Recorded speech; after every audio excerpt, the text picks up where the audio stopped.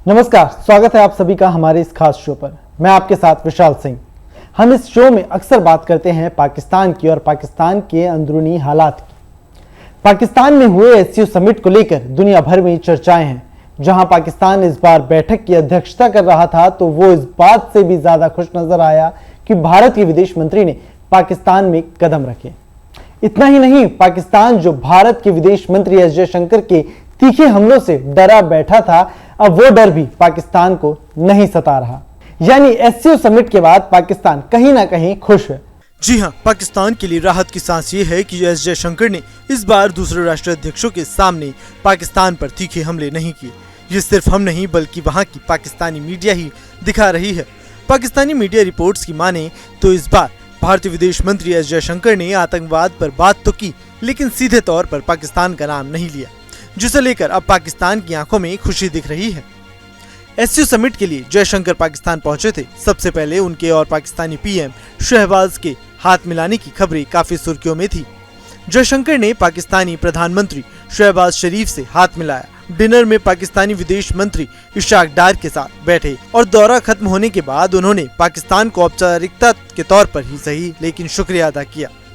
पिछले साल आतंकवाद के लिए पाकिस्तान की आलोचना से उलट इस साल विदेश मंत्री ने बिना पाकिस्तान का नाम लिए व्यापक संदर्भ में आतंकवाद के मुकाबले करने की बात कही।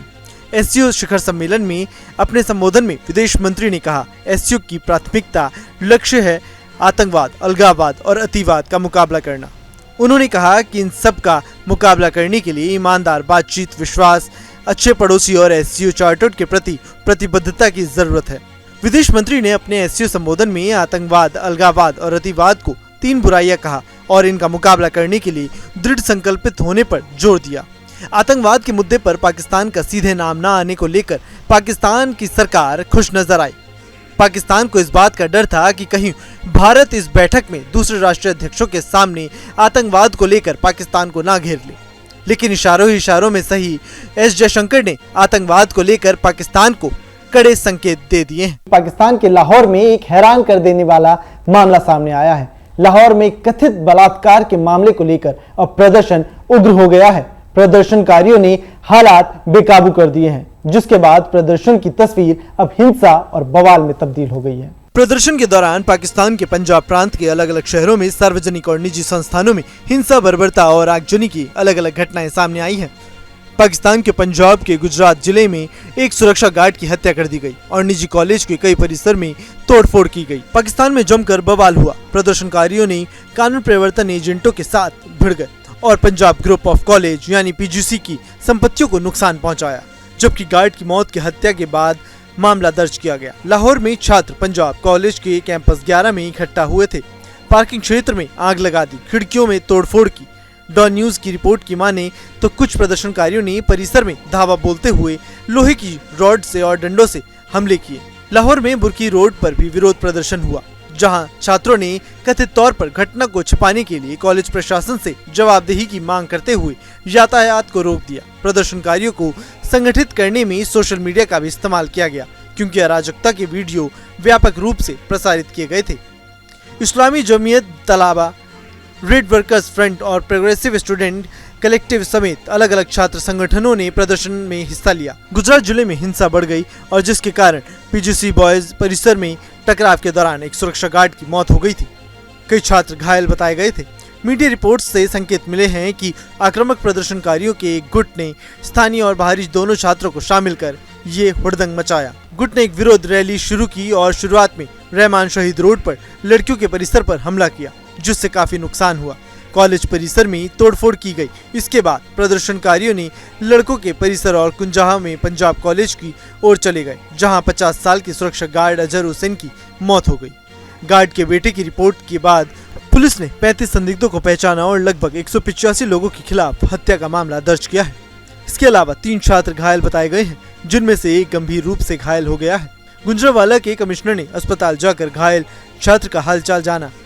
डॉन की रिपोर्ट के माने तो इस बीच लॉरी अड्डा पुलिस ने गंभीर रूप से घायल छात्र के पिता की शिकायत के आधार पर स्टेशन हाउस अधिकारी समेत स्थानीय अधिकारियों के खिलाफ मामला दर्ज किया है। लाला मूसा, खारियान और जलालापुर चट्टान समेत गुजरात जिले के दूसरे शहरों में भी हिंसक विरोध प्रदर्शन हुए। जहां प्रदर्शनकारियों ने पीजीसी परिसर को नुकसान पहुंचाया और कीमती सामान चुरा लिया। कॉलेज प्रबंधन ने पुलिस पर लापरवाही का आरोप लगाते हुए दावा किया कि वे हिंसा के दौरान हस्तक्षेप करने में विफल रहे। एक तरफ पाकिस्तान में एससीओ समिट की बैठक हुई जिसमें भारत ने प्रमुखता से आतंकवाद का मुद्दा उठाया, तो वहीं बैठक के तुरंत बाद अब पाकिस्तानी साजिश का भी खुलासा हुआ है। पंजाब के फाजिल्का में पाकिस्तान से आया 1 किलो RDX बरामद किया गया है, जिसके बाद एक बार फिर से आतंकवाद को लेकर पाकिस्तान की तरफ उंगलियां उठती नजर आ रही है। भारत के खिलाफ पाकिस्तान की एक और बड़ी साजिश का खुलासा हुआ है। बीएसएफ ने फाजिल्का में पाकिस्तान से आया 1 किलो RDX बरामद किया है। इस RDX के कंसाइनमेंट को ड्रोन के जरिए भारत में डिलीवरी किया गया है। इससे पहले भी कई बार पाकिस्तान की ओर से पंजाब में नक्शे और हथियारों की सप्लाई की जाती है, जिनमें से कई कंसाइनमेंट पकड़े गए थे। हालांकि RDX की सप्लाई से किसी बड़ी साजिश की आशंका सामने आ रही है। वैसे तो आपने अक्सर देखा होगा कि पाकिस्तान किसी न किसी मामले में हमेशा सुर्खियों में रहता है। पाकिस्तान में इस वक्त भी हालात बिगड़े हुए हैं। पाकिस्तान में रोजाना इस्तेमाल किए जाने वाली जरूरी सामान की अगर बात करें तो उनकी कीमतें भी अब आसमान छू रही हैं। यानी पाकिस्तान में महंगाई चरम पर है, लोग परेशान हैं। लेकिन क्या आप जानते हैं कि इस वक्त पाकिस्तान के हालात कितने बदतर चल रहे हैं? वैसे तो आप अक्सर जानते हैं कि पाकिस्तान का हाल कितना खराब है। पाकिस्तान रोजाना किसी न किसी मामले को लेकर सुर्खियों में रहता है। इस बार एक बार फिर से पाकिस्तान महंगाई को लेकर सुर्खियों में है। रोजाना इस्तेमाल किए जाने वाली चीजें भी अब इतनी महंगी हो गई है कि आम जनता उसको खरीदने में परेशान हो रही है। पाकिस्तान में इस समय सब्जियों का हाल बेहद खराब है। पाकिस्तान में इस वक्त आलू और टमाटर जैसी सामान्य सब्जियों के दाम भी आसमान छू रहे हैं। आलू की बात करें तो 100 पाकिस्तानी रुपए प्रति किलो और टमाटर 250 पाकिस्तानी रुपए प्रति किलोग्राम की कीमत में बिक रहे हैं।